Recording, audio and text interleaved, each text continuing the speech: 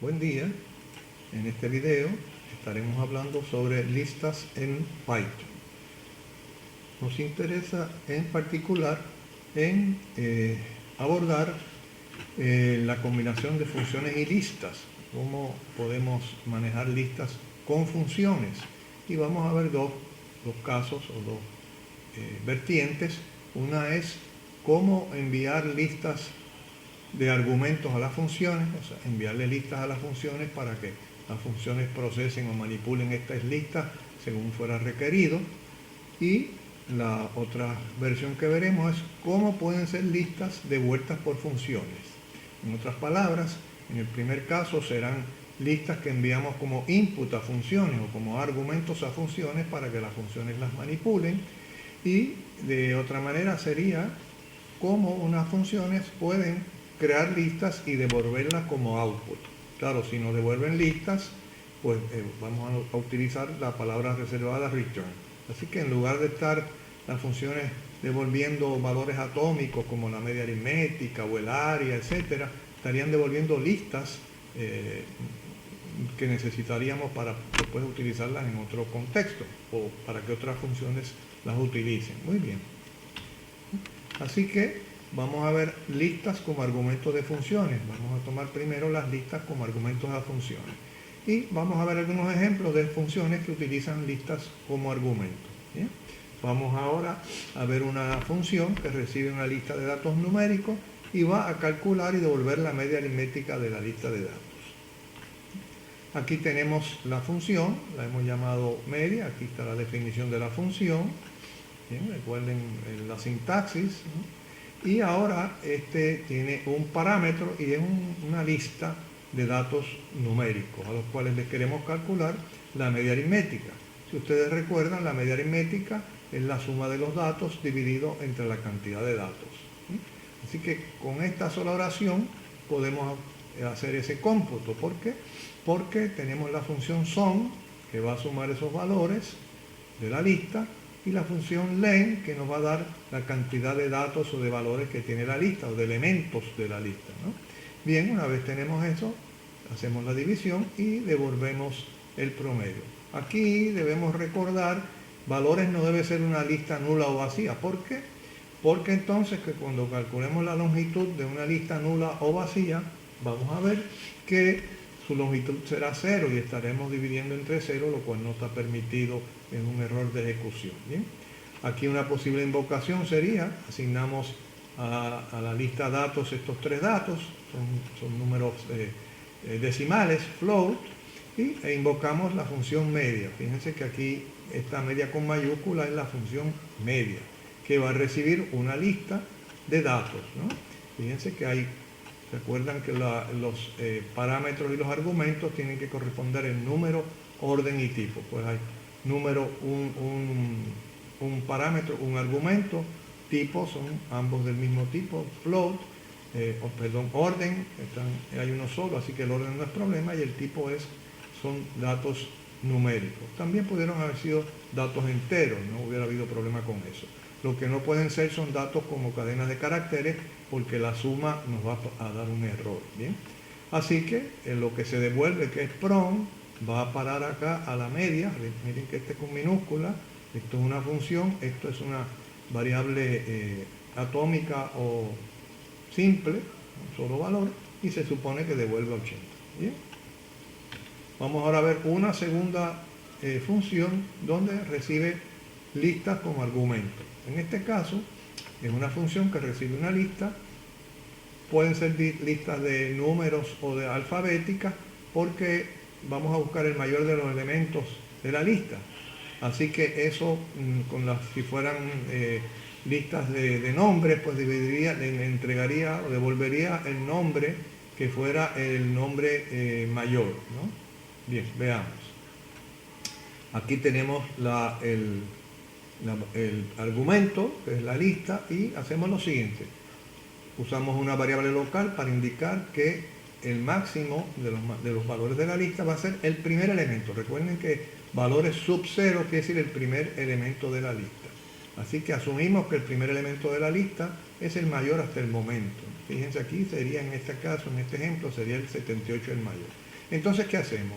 Pues vamos a través de los ítems de la lista valores, ítem, y cotejamos. Si el ítem es mayor que max, entonces el nuevo mayor es el ítem. Finalmente terminamos y devolvemos max. ¿Bien?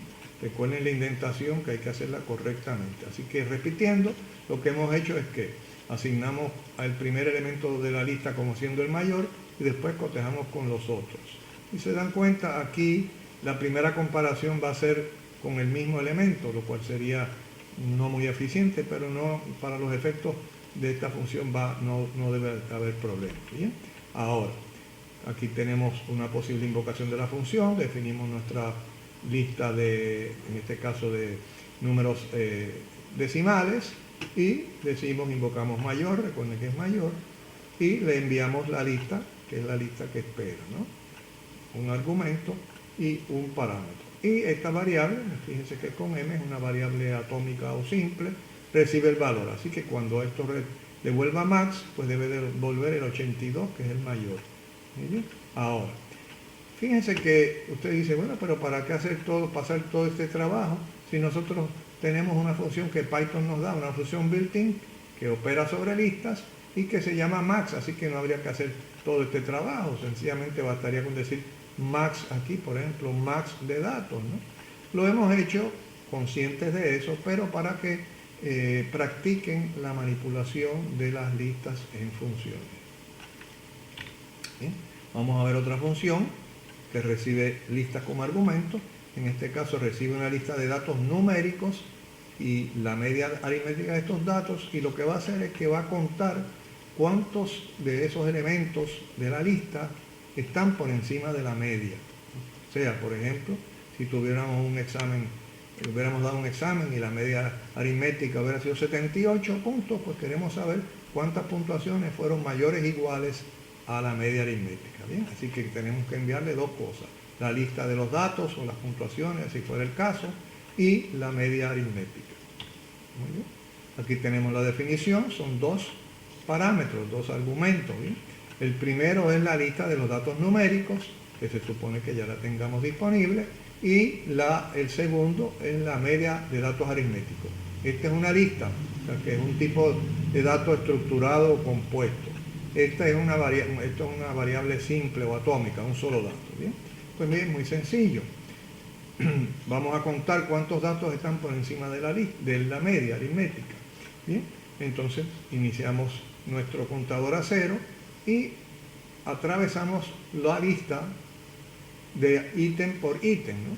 Para cada ítem en la lista, y cotejamos. Si el ítem es mayor o igual al promedio, añadimos 1 a cantidad indicando que ese ítem está por encima, es igual o mayor al promedio. Si fuera menor del promedio, sencillamente no hacemos nada y seguimos con el ciclo for hasta que agotemos la lista. Una vez terminado, devolvemos cantidad. Mucho cuidado de nuevo con la indentación. Así que una posible invocación, asumiendo que la lista datos y la media están definidas, sería que sobre media, que es el nombre de la función, ahora tenemos dos argumentos, van a haber dos parámetros, tienen que conceder el número, orden y tipo, y coinciden, y esto, cantidad, lo va a devolver y lo va a recibir este valor. Así que podríamos desplegar esto y nos diría cuántos elementos son mayores o iguales de la lista, son mayores o iguales a la media. ¿Sí?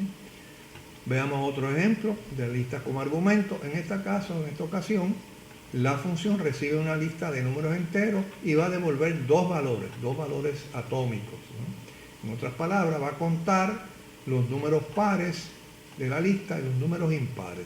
Así que le vamos a enviar una lista de números enteros, ¿no? Y nos va a devolver dos valores: cuántos números pares hay en esa lista y cuántos números impares hay en esa lista. Muy bien, aquí está nuestra función definida. Fíjense que aquí esta es una lista de enteros, ¿no? Y tenemos que devolver dos variables. Las inicializamos a 0 porque son contadores. Estamos contando dentro de esa lista de enteros cuántos pares hay y cuántos impares. Así que hacemos lo siguiente: inicializamos nuestros contadores a 0 y atravesamos la lista para ver cuántos de esos son pares y cuántos son impares. Para saber si es par, sencillamente chequeamos Si al dividir entre 2, o sea, el módulo o el residuo da 0. Si es 0, sabemos que es par, por lo tanto incrementamos par en 1. Si no, pues el residuo sería 1 y sería impar. Recuerden que si usted divide entre 2, solamente puede obtener dos residuos. 0, en cuyo caso el número sería par, o 1, en cuyo caso el número sería impar. Una vez terminamos de recorrer la lista, cotejando los pares y los impares, devolvemos pares e impares. Fíjense que se devuelven dos valores. ¿Bien? Una posible invocación sería, esta es nuestra lista, 23, 18, 15, 19, 26.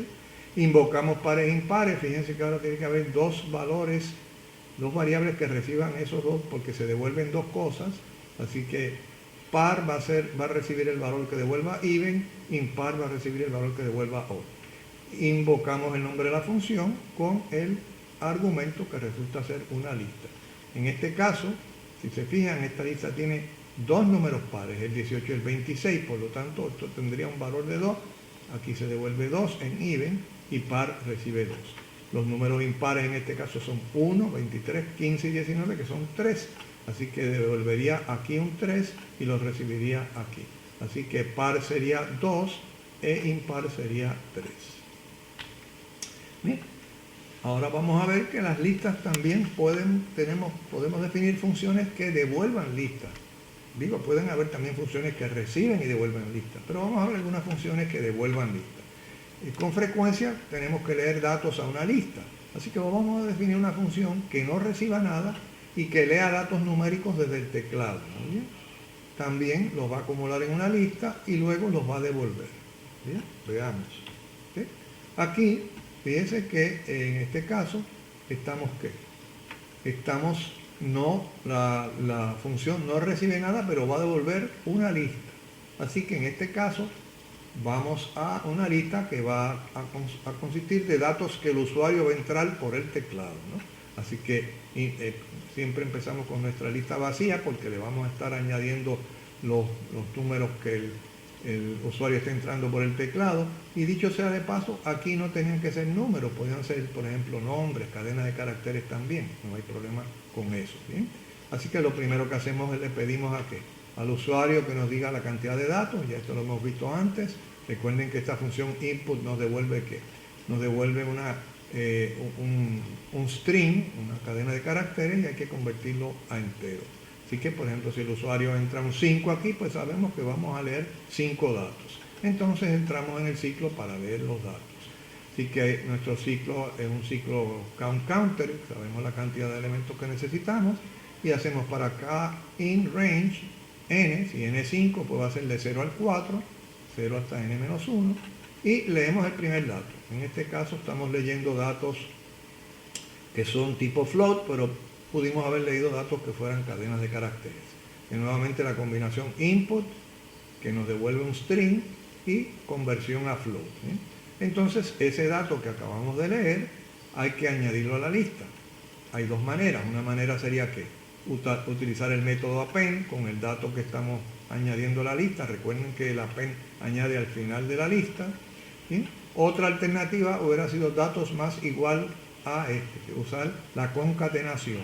La concatenación, en este caso, tenemos que usar las llaves porque la concatenación conecta listas, así que estaríamos conectando la lista datos con una lista que tiene un solo elemento, que sería este. Muy bien. Bueno, una vez terminado este ciclo, si n hubiera sido 5, pues la lista debe tener 5 datos. Y devolvemos la lista. Fíjense que lo que se está devolviendo es la lista, por lo tanto, esta es una función que no recibe nada y devuelve una lista. ¿Sí? Bueno, aquí tenemos una posible invocación, valores igual a leer datos. Ahora, valores en este caso no va a ser una variable simple o atómica con un solo valor, es una lista, porque lo que devuelve es lista. ¿Muy bien? Fíjense que esto lo identifica como una lista. Muy bien. Esta función de leer datos es muy útil y cuando estemos programando vamos a necesitarla con frecuencia siempre que queramos leer los datos desde el teclado. ¿Sí? Vamos a ver una segunda función que devuelve listas. Esta función recibe un entero igual o mayor que 1, por ejemplo, 6, 7, 8, 15, 20, y va a devolver una lista con los divisores del entero. Por ejemplo, si nuestra lista es 10, perdón, del 1 al 10, ¿no? 1, 2, 3, 4, 5, 6, 7, 8, perdón, sí. El mayor que, debo decir, el entero que tenemos es del 1 al 10, o 10 en este caso porque es un solo entero. Lo que hacemos es que nos debe devolver la lista de todos los divisores del entero. Si es 10, ¿cuáles son los divisores? 1, 2, 5 y 10. Así que repito, esta función recibe un entero mayor o igual a 1 y va a devolver la lista de los divisores de ese entero. Veamos. Aquí tenemos nuestra definición. N es un número entero. Y vamos a construir una lista de los divisores de ese entero. Puse de ejemplo el 10, vamos a recordar el 10. Así que ahora tenemos que ir por los números del 1 al 10. Fíjense que no podemos empezar en 0. Así que hay que usar range para que sea, por ejemplo, del 1. Si n fuera 10, sería del 1 al 11, ¿no? Pero recuerden que no se llega al 11, o sea que se llega del 1 hasta el 10. Entonces cotejamos si este número, el que era el 10, es divisible por cada uno de los números del 1 al 10. Recuerden que n no va a cambiar, k es la que va a cambiar, que va de 1 a 10. Muy bien. Y chequeamos si, por ejemplo, el 10 es divisible por 1. Claro que sí. Así que el 1 se lo añadimos a nuestra lista de divisores. Y así sucesivamente, ¿no? Recuerden que además de la pen, podemos incluir aquí también en lugar de este, podemos hacer la opción de concatenar, pero recuerden que hay que concatenar haciendo una lista con ese elemento, ¿no? Una vez terminemos de considerar los elementos o los números, mejor del 1 al 10, pues nuestra lista va a tener que la lista con los divisores del 1, todos los divisores de 10, ¿muy bien? Que en este caso serían 1, 2, 5 y 10. Posible invocación, lista divisores, que es el nombre. En este caso, en vez de 10, estamos enviando 16 y recibimos en una lista. Fíjense que aquí no hay manera de saber que esto es una lista si usted no sabe que la función devuelve una lista. ¿Sí? Aquí tenemos entonces, si son 16, la lista que nos va a devolver es 1, 2, 4, 8 y 16, porque esos son los divisores de 16. ¿Sí? Veamos ahora una función que es un poco más interesante. Esta función recibe dos listas y devuelve una lista. Así que tiene dos listas de entrada y devuelve una lista. Es muy interesante este problemita. La idea es la siguiente. Usted tiene una lista con los salarios por hora de los empleados de una empresa. Usted tiene, vamos a decir que tiene 4 empleados, pues tiene los salarios por hora de cada empleado. Y además una segunda lista con las horas trabajadas correspondientes, o sea, las horas que ha trabajado el primer empleado, el segundo empleado, el tercer empleado y el cuarto empleado. ¿Y qué va a hacer esta función? Pues va a multiplicar la lista de salarios por hora con la lista de horas trabajadas correspondientes para producir el producto de estas listas, generar el producto de estas listas, que será la lista de los salarios semanales. Muy bien. Veamos entonces. ¿Sí? Así que aquí tenemos la situación. Fíjense que tenemos calcular, se llama la salcem, se llama la función. Aquí tenemos, estos son los parámetros, ¿no? Y tiene dos parámetros. Ambos son listas. Esta es una lista de salarios, así que debe ser una lista numérica, probablemente float. Y esto es una lista de horas, ¿no? Así que son dos listas las que estamos enviando a la función. Y la función, ¿qué va a hacer? Va a multiplicar ambas listas para generarnos los salarios semanales, ¿no? Así que estamos generando esta nueva lista, la estamos inicializando a nula, porque vamos a ir agregando los productos de estas dos. ¿Sí? Si ustedes se fijan aquí, miren, aquí tenemos un ejemplo. Vamos a suponer que usted tiene esta lista de salarios por hora. Estos son los índices. Hay 3 elementos, 0, 1 y 2 los índices. Estas son las horas. Lo que queremos hacer entonces es que multiplicar este salario por esta hora, la posición 0. Después la posición 1, este salario por estas horas. Finalmente la posición 2, este salario por estas horas. Y eso nos va a generar este nuevo lista, que es el producto de los salarios por las horas en las posiciones correspondientes. Así que, nuevamente recibimos esta lista con los salarios, con las horas, y inicializamos a la lista nula y le vamos a ir añadiendo a esto. ¿Qué hacemos? Vamos a ir entonces elemento por elemento, como decíamos, y vamos desde index in range length de salary. Fíjense que la longitud de salario es que 1, 2 y 3, también es la longitud de horas, porque estos tienen la misma longitud y el producto también tendrá la misma. Muy bien, así que range de length de salary. Length de salary es 3 porque hay 3 elementos, pero vamos a ir 0, 1, 2. Muy bien, recuerden que el range, a pesar de que este es 3, va a ser 0, 1 y 2. Entonces formamos los productos de salario sub 0 por hora sub 0. Sería salario sub 0 por hora sub 0. Ese producto lo añadimos a nuestra lista de salarios semanales. También pudimos haber utilizado salcel concatenar con el producto. Muy bien. Así lo hacemos para índice 0, obteniendo 700. Para índice 1, multiplicando 15 por 40. 15 por 40, ¿cuánto es 1? Obteniendo 600 y haciendo el append de este. Finalmente estos dos los multiplicamos, que sería sub 2, y conseguimos esto. ¿Sí? Una vez terminamos, devolvemos la lista con esos productos, que sería la lista de salarios semanales. De nuevo, mucho cuidado con la indentación. Así que fíjense que tenemos una función que recibe dos listas del mismo tamaño, que corresponden en salario una y en horas otra, y produce una lista que es el producto de esas dos listas.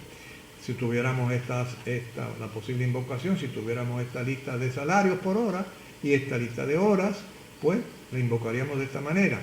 Salario por horas corresponde a salario, horas a hours acá, y recuerden entonces que tenemos que considerar el número de argumentos y parámetros, el orden y el tipo. ¿Sí? Semanal entonces sería una lista, ¿no? Y la lista que sería debe ser esta que está aquí. ¿Sí? Así que este es un ejemplo de una función que recibe dos listas y devuelve una. Muy bien, pues repasando en este video hemos visto cómo listas y funciones se relacionan y hemos manejado listas, ejemplos de listas ejemplos de funciones que utilizan listas como input y ejemplos de funciones que nos devuelven listas. También vimos un ejemplo, el último ejemplo, de funciones que reciben listas y devuelven listas. Hasta aquí este video.